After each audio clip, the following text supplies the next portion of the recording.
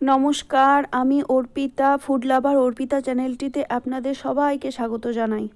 আজ আমি বানাবো খুব সাধারণভাবে কাতল কালিয়া।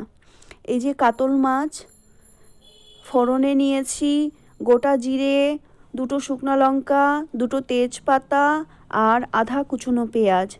মশলাতে আছে দুটো পেঁয়াজ, 5-6টা রসুনের কোয়া, কিছুটা আদা, 6-7টা কাঁচা লঙ্কা। এই যে আলু কেটে রেখেছি। এবার আমি মশলাটাকে গুঁড়িয়ে নিব।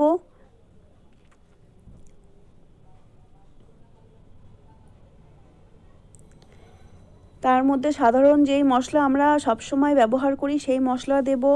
জিরা গুঁড়ো, ধনে গুঁড়ো, আধা চামচ কাশ্মীরি লঙ্কা গুঁড়ো আর আমার হাতে বানানো ঘরের কিচেন কিং মশলা।